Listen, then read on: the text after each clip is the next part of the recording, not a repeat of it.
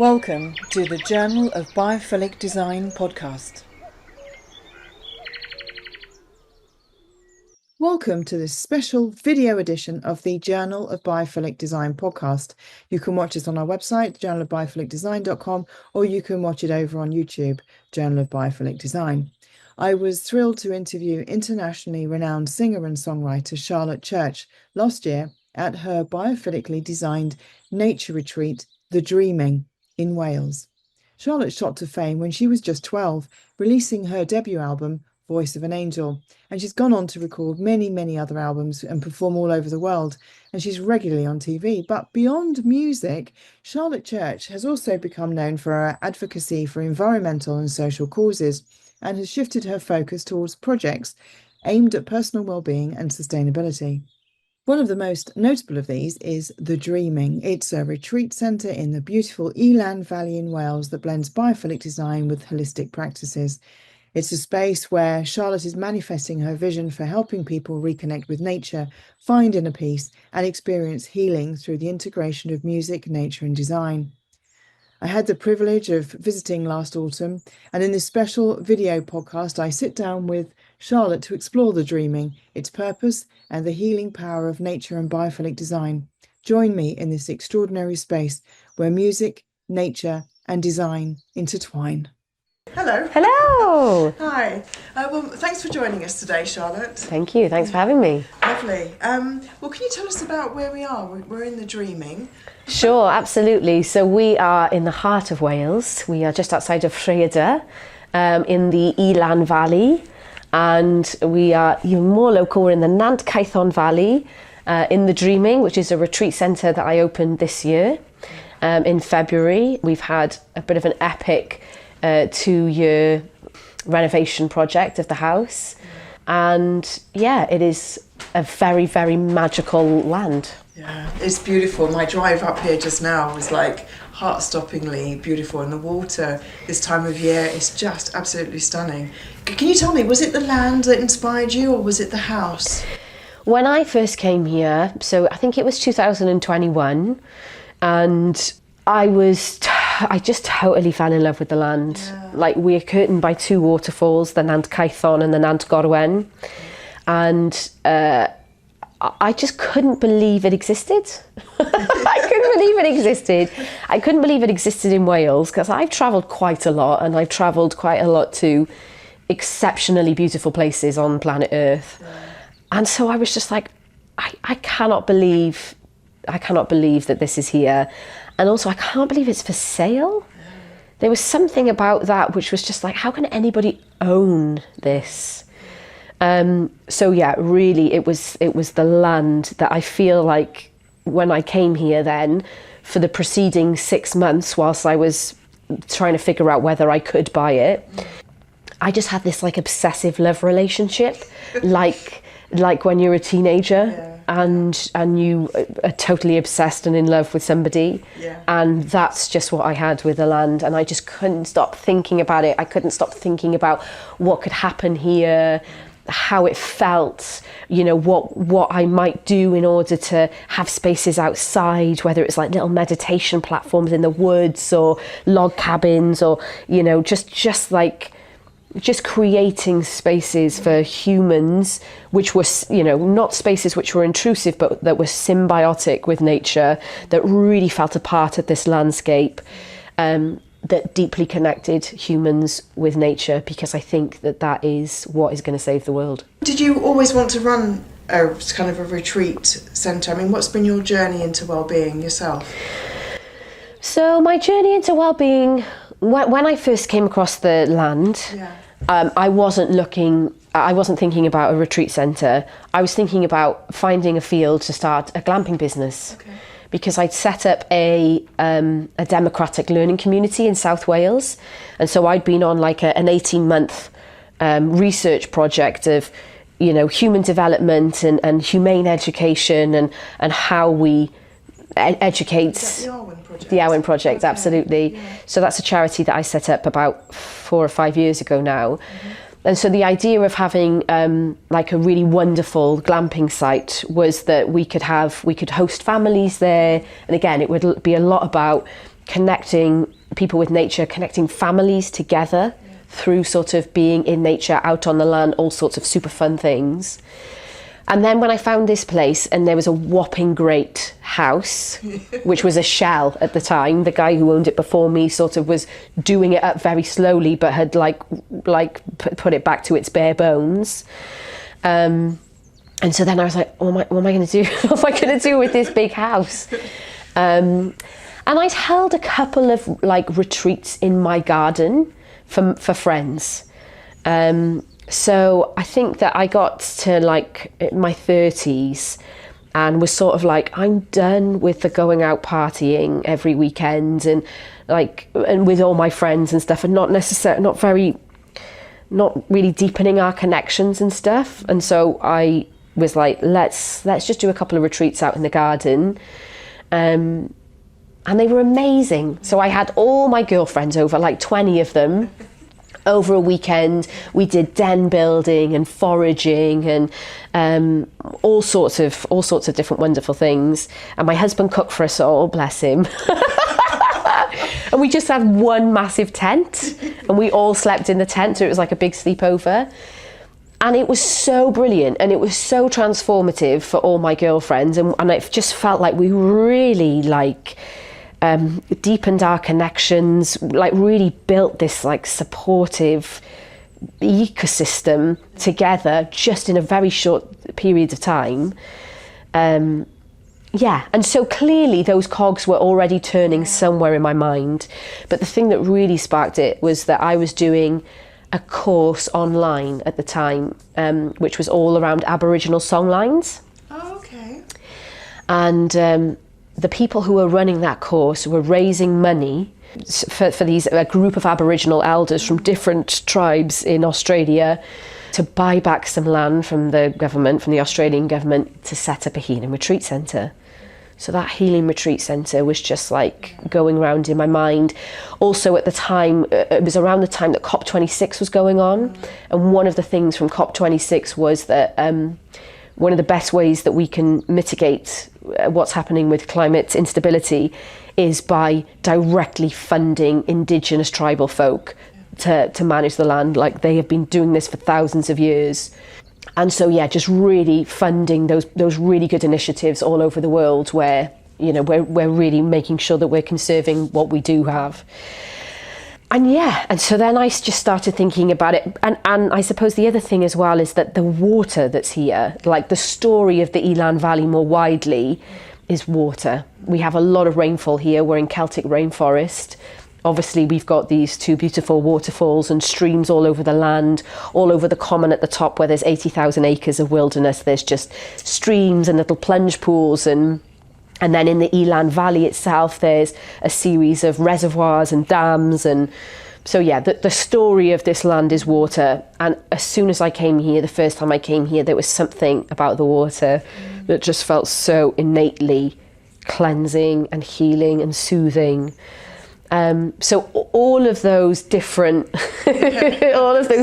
swirling ideas came together to form the dreaming.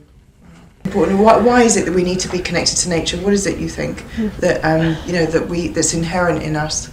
I think that it is nature keeps us in balance.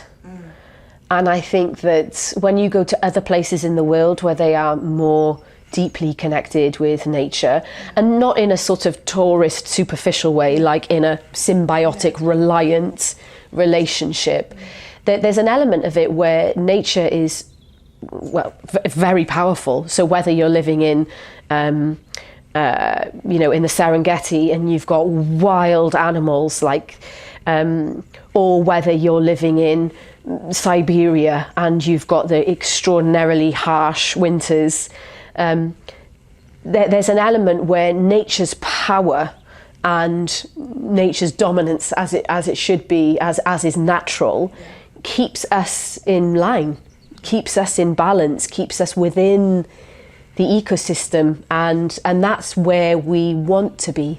I think that, where we've, since industrialization and even before, where we started at least pretending that we are in control of nature and dominating nature, and then we create this separation within ourselves and this separation from nature, and it just means that we're way out of balance in every way possible. So whether that's in like really broad societal terms and the way in which our governments work and the way in which we are extorting the resources that we have on earth, whether it's a deeply individual journey where our mental health is just terrible because we're inside all the time.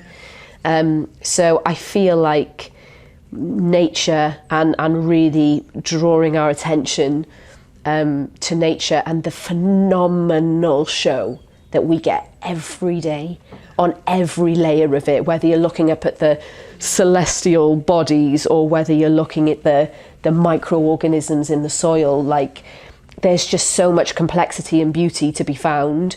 And then therefore stories, which are so ancient within us, but yeah, which sort of inspire this reverence, this idea of things being sacred and also a bit scary. It is, it changes all the time as well, doesn't it? Depending what time of year it is, what time of day it is. The whole, we're obviously shutting ourselves off, like if you look at workplaces or healthcare units, it's just like there's no circadian rhythm, there's nothing. It's all very, it's just like prison, isn't it? Really, yeah. It's why it drives you nuts, isn't it? Because it's just white boxes. Yeah. So we really do need that connection to nature. When I first got here, the house and the land felt really separate. Yeah. It was like the front bit out there was just grass and sheep. Really? Yeah, and then the forest was, there, and then all around the house, it just felt really, everything just felt very separate. Yeah. And so part of what I wanted to do was to gift the house back to the land. Oh, that's nice. But even as much as we can bring the outdoors in a million different ways, we still need to go outside. And so as much as possible, a lot of our offerings are outside. Yeah. So we tell people to bring wet weathers and walking boots. We've got sheepskins that can go out anywhere on the land. Head torches for nighttime. So it's like we can be outside. We're just very conditioned to going, oh, it's slightly not the perfect conditions for me to be out, so I'm going to stay in. You're going to melt. Yeah, exactly. Yeah. And it's true, isn't it? And the more you are outside, the more you realise, oh, it's okay. Yeah. Actually, the rain's only going to be for like 5 minutes and then it stops. Yeah. You really do notice how it's more accessible than Yeah. I think it is, really. Oh, absolutely. Yeah. And even if you're outside and it's really, really rainy or it's really, really windy, like there are certain, sure, it's not great to be in the forest if it's really, really windy, but you can absolutely be in the meadowlands when it's really windy, and there's real power in that, in feeling the energy of the wind. It can help people move through all sorts of things. A lot of what we're focused on at the Dreaming, because we generally get great sunrises, so the dawn is really important in lots of our offerings. Okay. So tomorrow I'll be doing chanting at dawn. Oh, wow. Yeah. But for some people who come here, that alone is such a healing, beautiful, awe-inspiring experience, because they haven't seen the dawn for years. Yeah. They just haven't.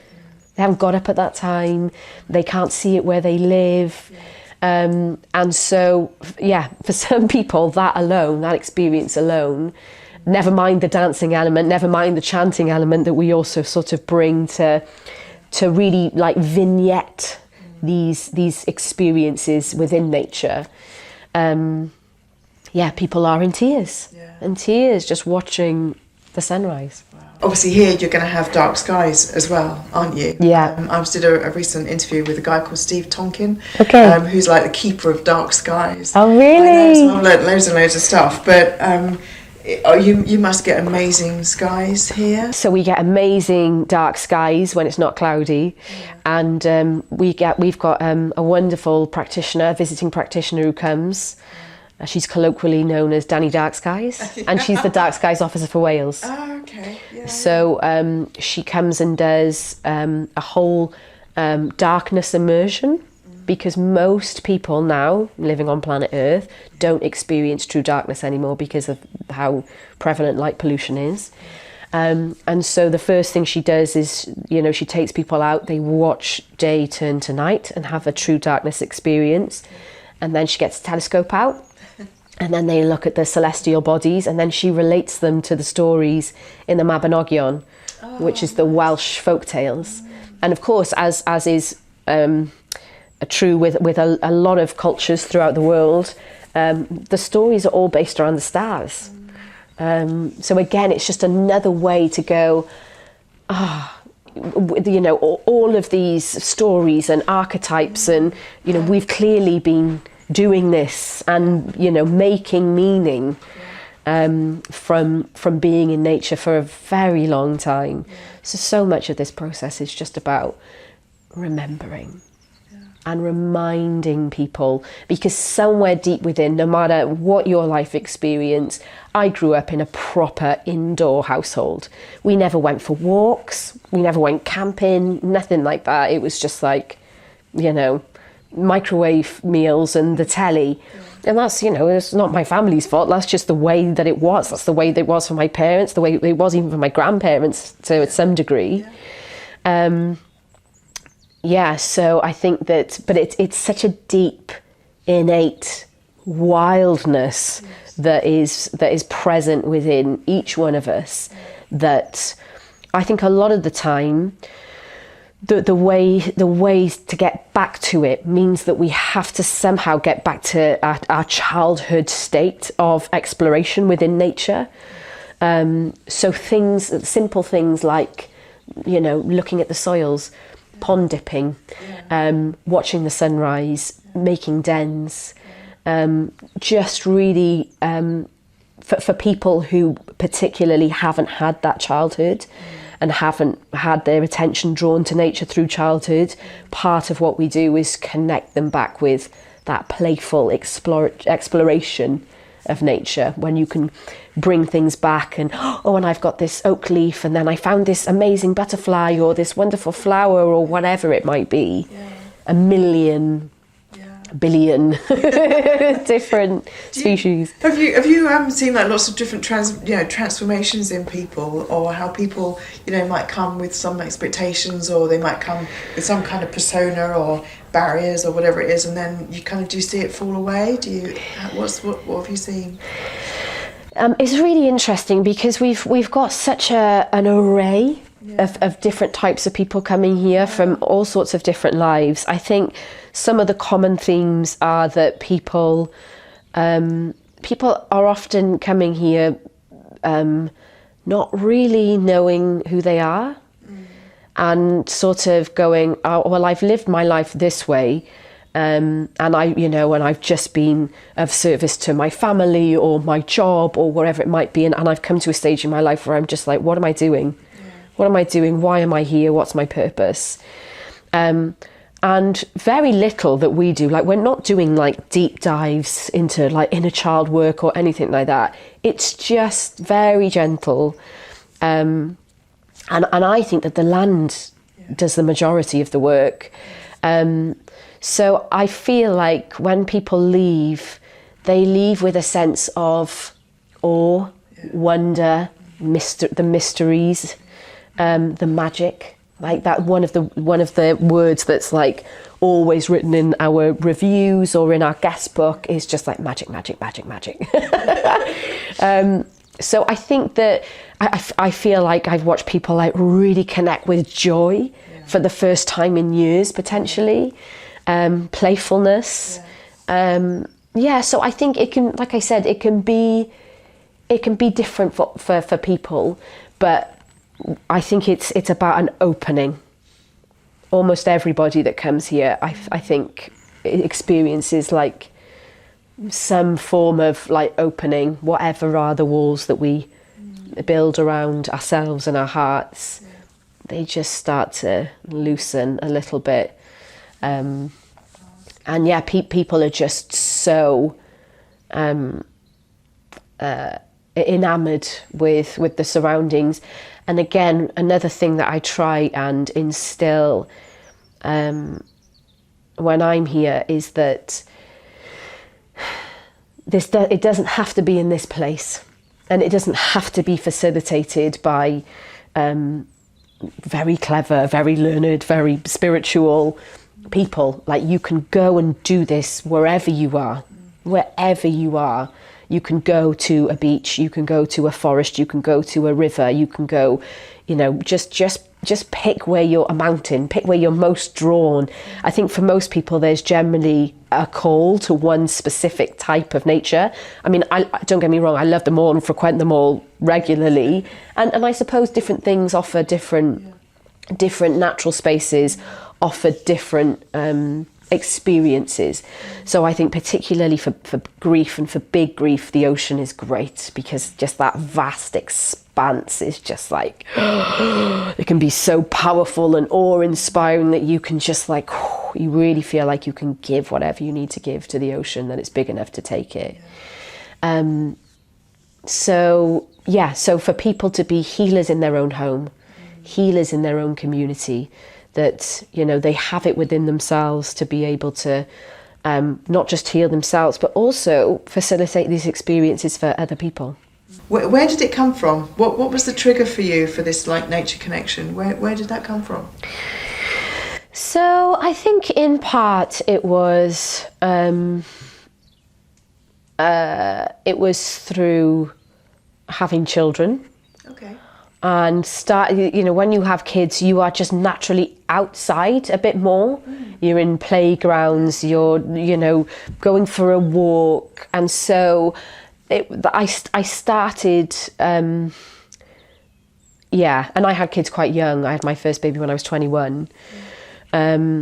It did start before then, because when I was a kid, I was traveling a lot. I was singing all over the world and got to see Niagara Falls and all sorts of different, natural wonders throughout the world, I suppose. And I think I was always drawn to that. Like, unfortunately, where lots of my life was in studios and in cities, but I was always asking, can we do this? There's a forest here, can we go horse riding in the Rocky Mountains? So I think I was always like wanting to do that stuff, and to connect with nature. But it really started to happen for me when I had children. But I should imagine you, when singing is such a inherent sort of part of you, and the way that you sing as well, it's just, there's like a sort of beautiful thread that sort of emanates from you. So what does it feel like for you to sing like outside in the woods, in the wild, in nature, and obviously different times and different sort of seasons and things? Can you kind of maybe kind of give me a bit of an idea? I think it's for me, it's deeply connecting. I find it deeply soothes my nervous system. Right. I find that I can, because I'm pretty ADHD, and so often my mind is like, bored now, next. So I find that singing outside in nature, it's almost like I'm throwing my mind a bone. Okay. So that actually I can just be peaceful, more still within the greater scene ecosystem, amongst the red western cedars that we've got here. Oh, really? And the red western cedars is a whole red western cedar forest, and it's dark. Wow. It's really dark. It's really like a Brothers Grimm fairy tale forest. Nice. Massive, huge rocks emanating from the ground. I mean, it's absolutely amazing. But also, I mean, what I find is that when I'm singing to the land, it's an act of reciprocity. That it feels like, I feel like nature wants your song. Nature wants your song, your sound, your stories. Nature wants you, and all of your emotion and all of your humanness. So I find it really centering, calming for my mind. But I also feel like after a while, you start to sing your internal world. You start to sing what's actually happening. So some of the things that might be inaccessible in talking, no matter how much of a safe container, with a therapist, with great friends, with partners, whatever, there's just something very, very deep that can happen when you're doing it for a while.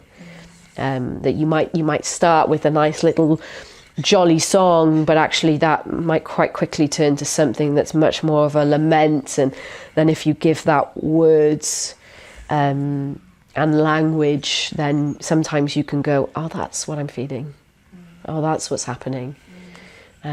So I find it a deeply helpful, beautiful practice. Wow. And I do it here, so we do it with guests, singing to the land.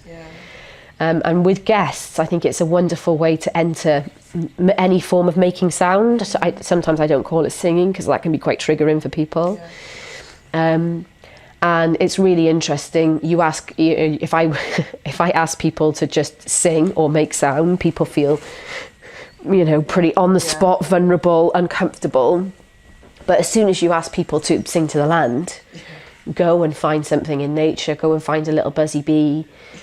Go and find an earthworm, go and find a little tadpole, go and sing to the water, go and sing to a branch of a tree. Then it sort of, again, like shakes the ego a little bit, shakes it a bit looser, I think, so you can be less inhibited, because actually you're doing it for something outside of yourself, and then it becomes relational, and it's not just you in your own sort of cell. It's also that preconception as well, because someone's told you can't sing, or it's like if you're an artist or you're drawing when you're kids, you just draw and express yourself, don't you? Like singing or whatever else it is. And then when you get to a certain age, and I don't know when it is, but then it's like, oh yeah, well, I'm no good at that. And actually, who's to say you're good or not good? It's like, you just, Well, when you think about First Nations people all over the world, like, they don't stop singing. No. Like in indigenous tribal cultures that still exist throughout the world, like a lot of it is storytelling and singing, and a lot of that is either the songs of their, or the stories of their ancestors and the land and the beings on the land and how everything came to be, but also a lot of it might be their dream life and acting out or singing their dream life, or might be the story of the day, what's happened in the day, and the young ones get to practice with the elders on telling stories. So I think that's something, it's deeply innate within us. I feel like it's a birthright, that we should be able to and should be given space to explore these things, because without expression, what are we? Like, we need expression, and so many of us have not been given permission, feel like it's just for the creative folk or just for the talented people, and it isn't. It's a deep need to express and be your most human. And so there's lots of ways in which I facilitate personally at the Dreaming, whether that's singing to the land, whether it's communal music making, that I structure it so that you don't have to have any of those skills or any training.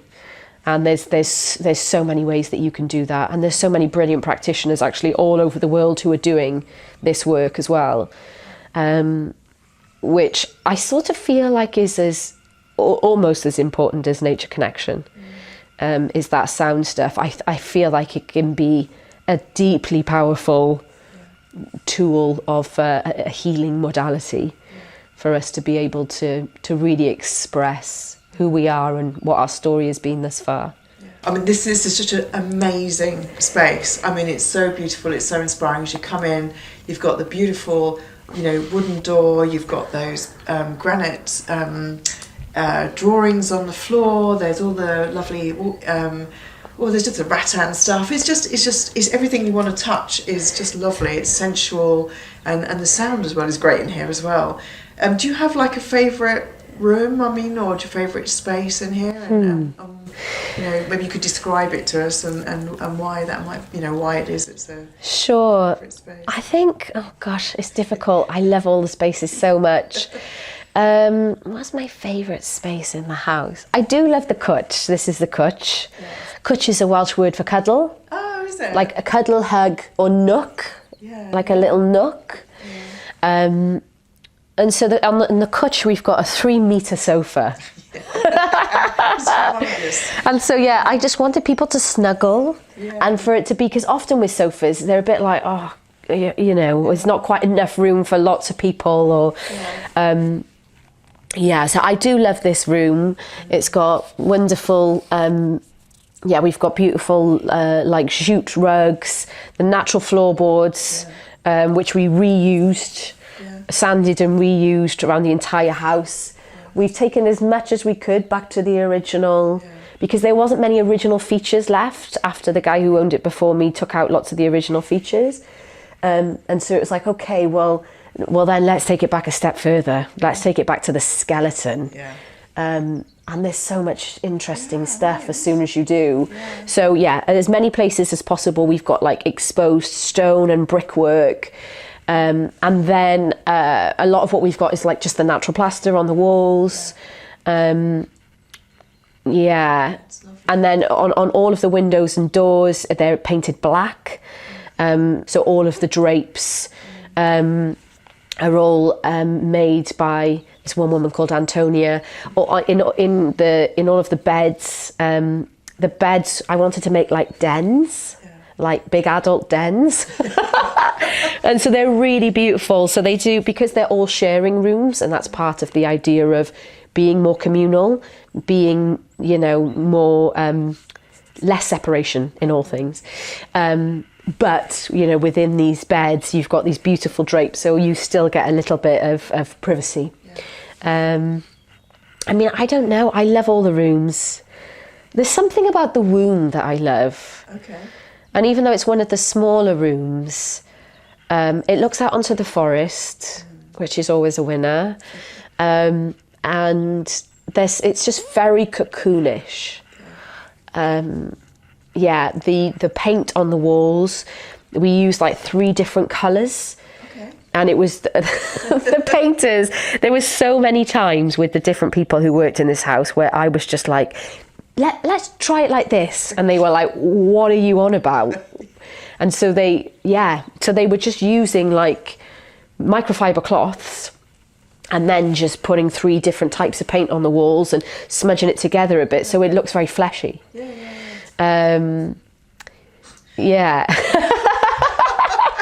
But so within there you've got, we've also got these beautiful Tadalac showers in a few of the rooms as well, which is a Moroccan way of using plaster, but it's waterproof. Oh, okay, right. So that's like an ancient Moroccan way to plaster in, in wet areas, but that it looks really beautiful. I love all of the rooms. The Mystic is amazing. So the Mystic is like our best room. It's got a big, massive balcony, which looks straight out onto the Elan Valley. Each room, sort of, I feel like this whole place, it's sort of a little bit of me. So, and also a homage to the nature outside. So we've got the mushroom, the womb, the moon, the dawn.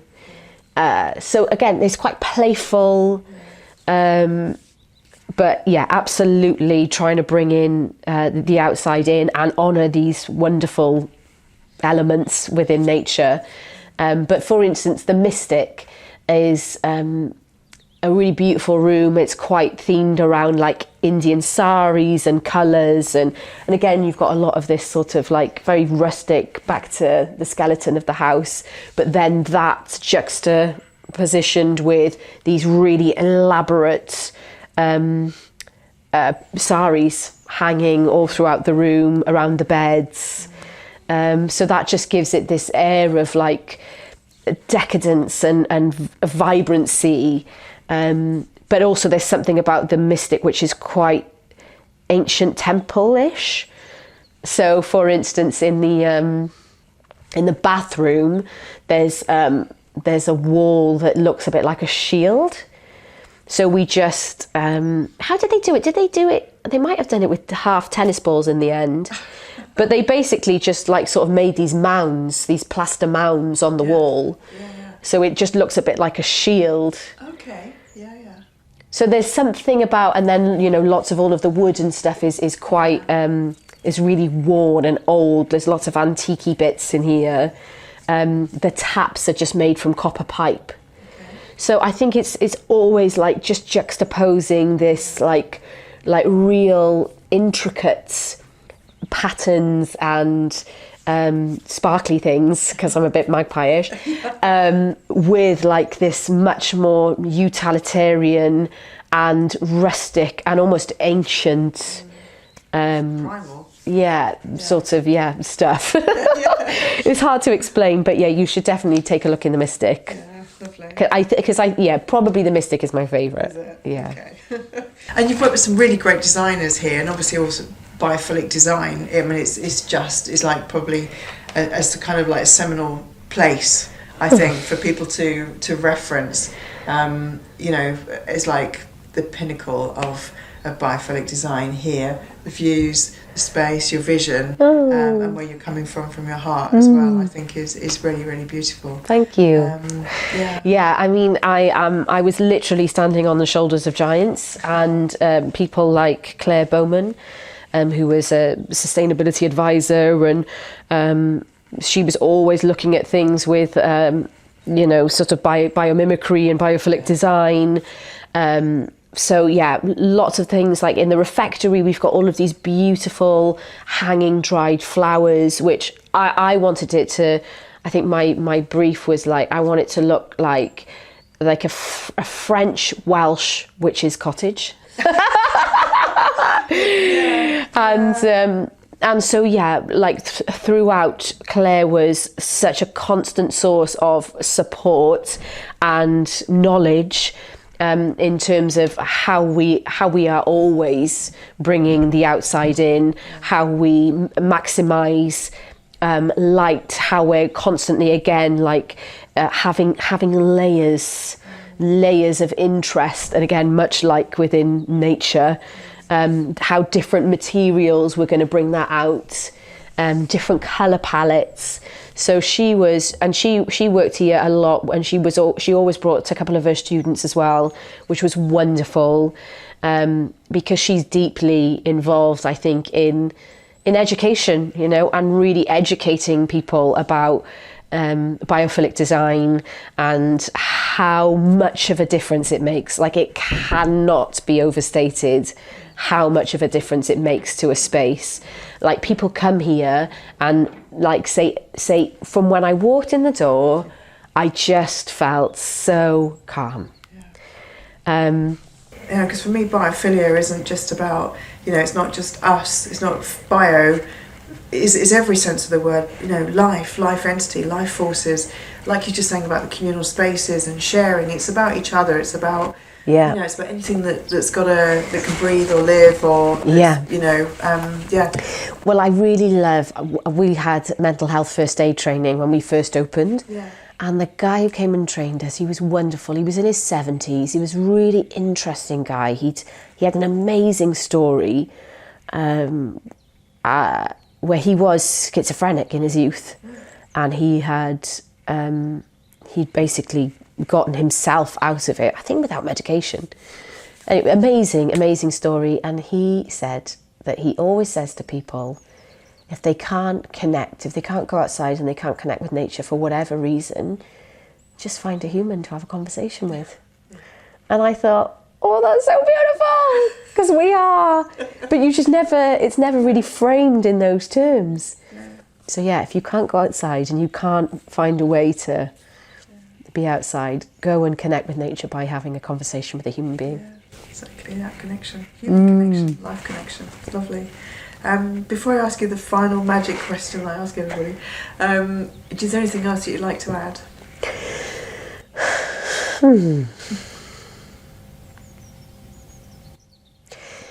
I suppose that part of my role here, and I do feel like it's a calling, I feel like the land called me and I am its faithful servant now. And I think a deep part of what I'm trying to do here is to draw people's attention to the endless complexity and beauty of nature, which is deeply soothing, deeply healing, deeply connecting with everything, and that it's free, you know? Like, it doesn't have to cost a fortune in some fandangled human whatever. That, whether, you know, you're looking at the macro, the hugeness, the scale of it all, and I feel like we're blessed here to be able to have that in spades. There's real perspective that can happen, you know, when you're on the top of the mountain, when you're hearing the thunderous sound of the waterfall when it's going full pelt, when you're watching the dragon's breath, they call it in Wales, where the mist comes up the valley, how quickly the clouds might change and flow, how fast they might come sometimes. Just like, there's just so much to entertain you. And so I don't feel, well, it's not like the least we do, the better, but almost. You know, like the less we complicate it with our, you know, human meddlings on healing and healing things, the better. Just draw people outside, draw their attention to these extraordinary things which are happening all the time, and then nature does it all. You know, nature can give people a transcendental experience just from cloud watching, or just from watching night turn to day when you watch the sunrise. So I think I need to remember that more as well. We just need to get out the way. But it is a practice. Because we can so easily forget, because we're all conditioned, in many of us, in really indoor ways. I was just thinking, you were saying about the just it's wild. It's like we have this sort of preconceived idea about how we should organise things, and I was just thinking about even gardens and that. It's like people want these pristine things that look amazing, but we've we've got like a kind of Bondo area outside, and I just let it go like a bit nuts. Yeah, it's kind of public sort of area. It's kind of thing. There's cherry trees and stuff. It's something I can see out my window when I'm sitting working. It's so beautiful. Yeah. And you did that no mow May. I left it. And I left it in June. I left it in July. Yeah. But the insects that have come as a result of that, more butterflies than we've ever had. And these insects, I don't even know what they are. Yeah. You know. Oh, it's amazing. Yeah. I suppose that is the other thing that I've learned about being here. So we've been here almost 3 years now. Yeah. And since we stopped meddling and allowed the grass to grow, and was not, as some of the people before us were like spraying pesticides and all of this sort of stuff, just really allowing things to rewild. Yeah. Amazing what's happened. One of the best people to speak to about this is our woodsman, Bubsy, because he worked here for 4 years, probably 8 or 9 years ago, by himself in the woods. And he talks about the different, like the wildlife that's here now. We've got a heron, we've got badgers, we've got, Paul, our horticulturalist, sent a video the other day of the long grass now along these 13 acres of the front field, and they were just covered in spider webs. Oh my gosh, it looked amazing. It was like a sea, because the wind was going and the grass was going, and it was just like, oh, that's so amazing. So that's what I mean. Like, you leave things go, and like it gets beautiful in ways that you can't even imagine, anticipate. Yeah, just a crazy amount of beauty. So final question that I ask everybody at the end of all these podcasts. Yeah. If you could paint the world with a magic brush of biophilia, what would it look like?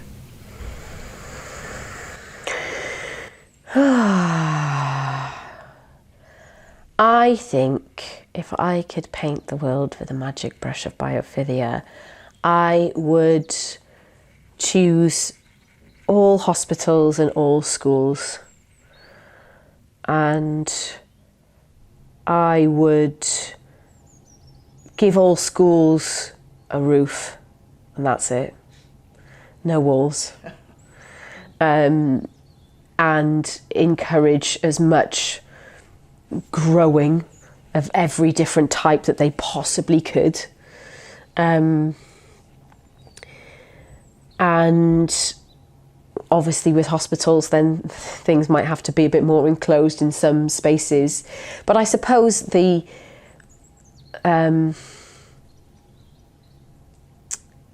the majority, what it would be is obviously favouring biophilic design and such, where there has to be inside spaces, but really questioning in those places where has to be inside, particularly with schools. Why does it have to be inside? If you're sheltered from the worst of the weather and you've got a roof, why does anything else have to be enclosed? I think that we are so early in our journey of understanding how nature heals and how our exposure to nature heals, not just our minds, but our bodies, and things which we just, science will catch up with, but maybe it never will, because there's always going to be deep mysteries to life. We're never going to know it all. Nature deeply heals. And so the more it can be, particularly in those spaces, the more I think everybody's eyes will open, because one of them is about our children. And most of us deeply love our children. And, for others, it's about the people who we love, who are ill. Thank you for listening to the Journal of Biophilic Design podcast.